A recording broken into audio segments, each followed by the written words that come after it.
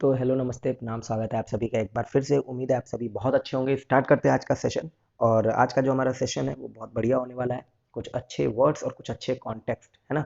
जब भी मैं कॉन्टेक्स्ट लेता हूँ तो मेरा मोटिव ये होता है कि अगर एक बार आपको वो कॉन्टेक्स्ट समझ में आ गया तो आप वो वर्ड के यूज कभी नहीं भूल पाएंगे। आपको वो वर्ड उन कॉन्टेक्स्ट के साथ हमेशा याद रहेंगे। आई होप कि कई सारे लोगों को ये सारी चीज़ें मतलब याद भी होंगी। बहुत सारी चीज़ें अगर आपको मैं केवल वो वर्ड्स बताता तो वो उतनी आसानी से नहीं याद होते जितना उन कॉन्टेक्स्ट के साथ याद हो जाएंगे। ठीक है। अगर आपको इस लेक्चर की पीडीएफ चाहिए तो आप यहाँ आ सकते हो। इसके अलावा आप मुझे मेल कर सकते हो इस मेल आईडी पर। ठीक है। चलो तो स्टार्ट करते हैं आज का सेशन। ध्यान रहे वीडियो को शेयर जरूर कर देना अगर आपको वीडियो अच्छा लगे तो। आ जाओ। ये आईपीएल होने जा रहा है और वहाँ पे जो उसके स्पॉन्सर हैं वीवो, उनको जो है उनके बीच म्यूचुअल अंडरस्टैंडिंग के साथ जो है उसको हटा दिया गया, क्योंकि आपको पता होगा बॉर्डर पे काफ़ी टेंशन हो गई थी भारत और चीन के बीच। इस बीच लेकर ये बात लिखी गई है। देखो क्या कि the board of control for cricket in India यानी कि BCCI, the board of control for cricket in India has been forced into a corner. तो यहाँ देखो एक आपको एक फ्रेज मिला, force into a corner. Force या ड्राइव इनटू अ कॉर्नर का मतलब होता है एक अनप्लीजेंट सिचुएशन में लाके रख देना, है ना, एक डिफिकल्ट सिचुएशन में लाके रख देना। तो ये लिखा गया है कि बीसीसीआई को फोर्स इनटू अ कॉर्नर कर दिया गया है, यानी कि एक डिफिकल्ट सिचुएशन में लाकर रख दिया गया है with IPL title sponsor Vivo. Vivo के द्वारा। कौन वीवो, कौन स्पॉन्सर वीवो? जो तैयार है to end its association with the T20 league, जो तैयार है अपना खत्म करने के लिए एसोसिएशन T20 लीग के साथ। Following the border tension with China, comma Vivo और चाइनीज मोबाइल फोन मैन्युफैक्चरर।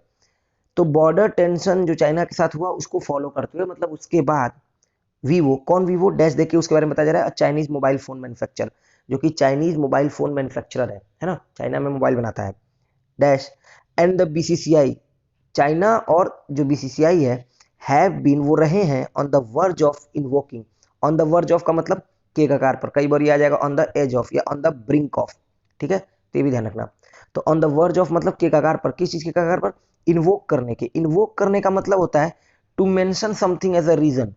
कोई चीज को, जैसे मान लो आप बातचीत कोई चीज कर रहे हो और मैं यहाँ पे कोई बात मेंशन करना चाहता हूँ एक रीजन के तौर पे कि इस रीजन की वजह से मैं ये बात बोल रहा हूँ, तो इसको इन्वोक करना बोले जाएंगे।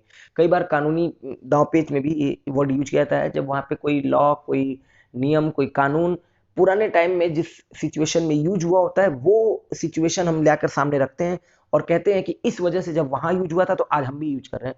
दैट इज कॉल्ड इन्वोक करना। आपको समझ में आ गया? तो ये लोग इन्वोक करने जा रहे हैं किस चीज को? फोर्स मेजर को। अब फोर्स मेजर क्या होता है? फोर्स मेजर होता है जब किसी मजबूरी की वजह से, जैसे मान लो युद्ध की वजह से कोई लीगल एग्रीमेंट टूट रहा हो, है ना, तो that is called force majeure. जैसे भारत और चाइना के बीच अब इस समय सिचुएशन सही नहीं है, तो ये 5 साल का करार था लेकिन अभी 2 साल के बाद ही टूट रहा है, तो इसको बोला जाएगा फोर्स मेजर। और इन लोगों ने इन्वोक किया, मेंशन किया उस रीजन को। किस रीजन को? फोर्स मेजर को।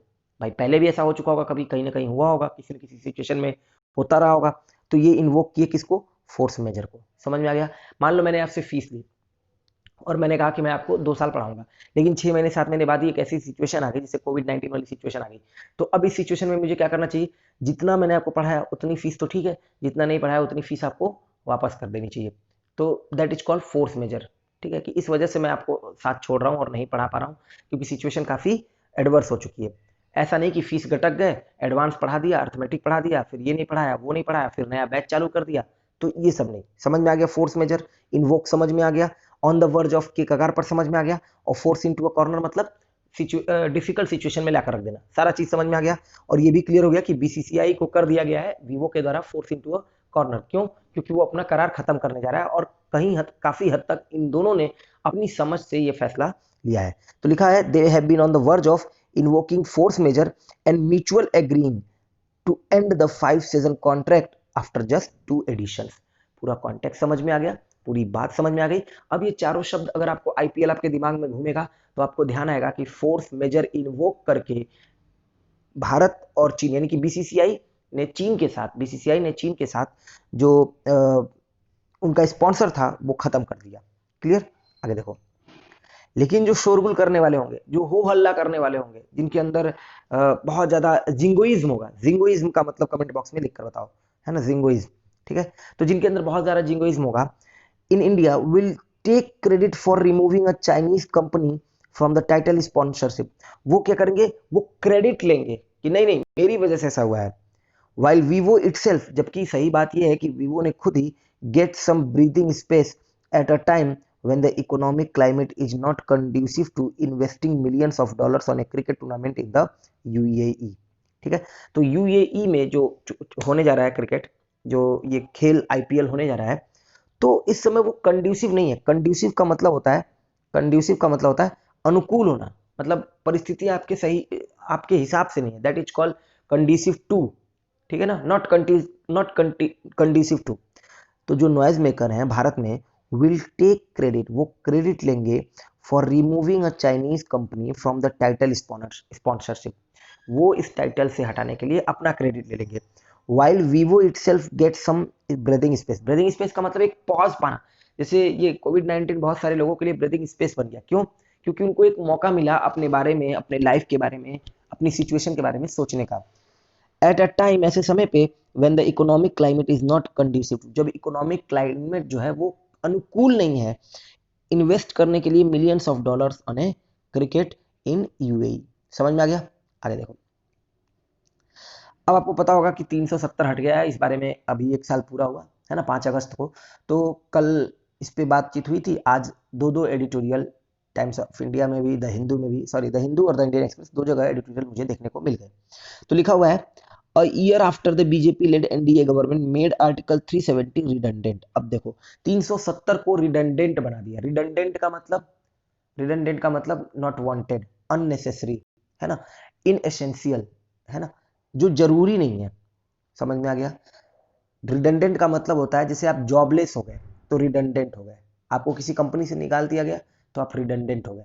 ठीक है, फालतू, एक्सेस, नॉट नेसेसरी।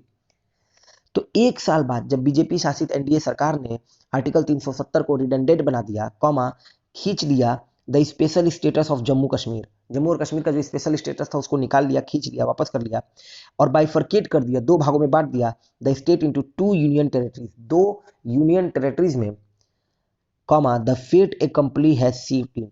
सीप इन का मतलब, सीप होता है धीरे धीरे आना, है ना, सीप इन होना। तो जो फेट ए कंपनी, अच्छा, फेट ए कंपनी का मतलब that has been done and can not be change, जो चीज हो चुका है और उसको बदला नहीं जा सकता, तो वो होता है फेट ए कंपनी। जैसे ये चीज हो गई है, अब 370 हट चुका है, अब इसको कुछ, अब 370 वापस नहीं आ सकता, ये कंफर्म है कि अब 370 वापस नहीं आ सकता। तो इसीलिए बोला जाता है the fate A company has seeped in. अब वहां पे जो धीरे धीरे माहौल है वो धीरे धीरे वापस आ रहा है। Fate A company has seeped in, fate A company मतलब जो हो चुका है, अब जो हो चुका है वो धीरे धीरे क्या हो रहा है, वो धीरे धीरे प्रोसेस में आ रहा है, धीरे धीरे सिचुएशन अब बदल रही है। मतलब एक साल हो गया, हालांकि काफी सारे नेता अभी भी क्या है, डिटेन करके रखे गए हैं, लेकिन जो सिचुएशन है, जो परिस्थिति है, जो माहौल है, वो धीरे धीरे अपनी सिचुएशन में आ रहा है। अरे देखो, तो क्या लिखा है कि इट इज क्वाइट अंडरस्टेबल, ये काफी हद तक समझने लायक है, डेट कि सम पॉलिटिशियंस की, कुछ राजनेता, ऑफ योर मतलब काफी पुराने टाइम के, मतलब काफी जो पुराने नेता हैं, इन कश्मीर, कश्मीर में विल हैव ट्रबल, उन्हें परेशानी होगी, in finding their feet, find your feet का मतलब कॉन्फिडेंस पाना, तो इन फाइंडिंग देयर फीट मतलब अपना कदम जमाने में, कॉन्फिडेंस पाने में, in the new political landscape, ये जो नया पॉलिटिकल दृश्य है, परिदृश्य है, जो लैंडस्केप है उसमें, देर इज नो इंडिकेशन, कोई भी ऐसा साइन नहीं है, कोई भी इंडिकेशन नहीं है, डेट की रिपीलिंग ऑफ आर्टिकल 370, रिपील का मतलब खत्म करना, रद्द करना, है ना। इसके लिए मैं सिनोनिम्स पिछले 2 दिन से कह रहा हूं कि आप प्लीज कमेंट बॉक्स में करो, एक दो लोगों ने किया भी है, ठीक है, तो जिन लोगों ने नहीं किया वो प्लीज एक बार फिर से कर दो।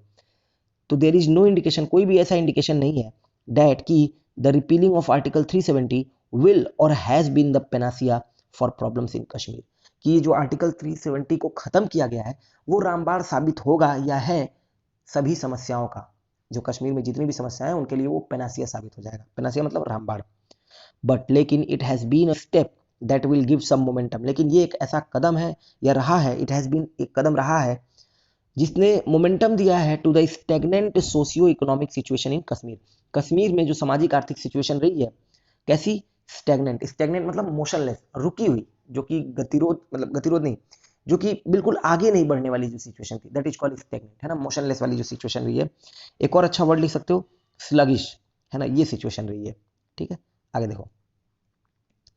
अब ये क्या है, तो ये आपका आज का मतलब क्विज है जिनके आंसर आपको कमेंट बॉक्स में करने हैं, तो आप इनके स्क्रीनशॉट ले लो और इनके आंसर्स कमेंट बॉक्स में कर देना। अगर वीडियो अच्छा लगे तो एक बार शेयर जरूर कर दिया करो अपने दोस्तों के साथ, ठीक है। आगे देखो, और ये जरूर बताओ कि क्या ये सेशन आपके लिए हेल्पफुल है। तो ये सारी चीज़ें भी कमेंट कर दिया करो कि सर इन सेशन से मैंने बहुत कुछ सीखा है, या मैं सीख रहा हूँ, या बहुत अच्छा लगता है, ये सेशन मिस नहीं करना चाहता हूँ। ये सारी चीज़ें मुझे और ज़्यादा एनर्जी देती हैं कि मैं और कुछ इंप्रूव करूँ। ट्रस्ट मी, एक लिमिट पे जाकर रुकना सही नहीं है। तो मैं चाहता हूँ कि आप इस तरह की चीज़ें कमेंट करते रहो, या फिर सर ये सारी चीज़ें और भी जोड़िए। भले ही मैं जोड़ूँ नहीं जोड़ूँ ये मेरी प्रॉब्लम है, बट आप अपने कमेंट जरूर दे दिया करिए, जो भी 2-4 लोग देखते हैं। आगे देखो,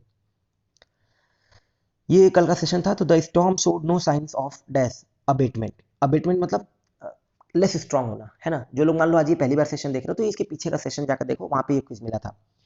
अगर प्लान काम किया होता, ये हाईली लुक्रेटिव साबित हुआ था, प्रॉफिटेबल साबित हुआ होता। उसके पास इंफॉर्मेशन था that she could not wait to impart, प्रदान करना। The union openly dash the law, तो यूनियन ने साफ तौर पर उस नियम का क्या किया, उल्लंघन किया, फ्लॉट किया, V2 फॉर्म में लिखना। The child was dash into a car but manage to escape, तो बच्चे को लुभाया गया, load into a car. Pirates are once again the scourge of the China sea, परेशानी, समस्या, है ना। तो ये आज का सेशन था, उम्मीद है कि आपको पसंद आया होगा। थोड़ी बहुत अभी भी कमी रह रही है मेरे सेशन में, मुझे लगता है ऐसा, बट मैं धीरे धीरे उस चीज़ को इम्प्रूव करने के लिए लगातार प्रयासरत हूँ, कोशिश कर रहा हूँ। आई होप कि बहुत जल्दी सब कुछ सही होगा। नेक्स्ट सेशन में फिर मिलेंगे, तब तक के लिए अपना ध्यान रखिएगा। आप सभी लोगों को बहुत बहुत धन्यवाद।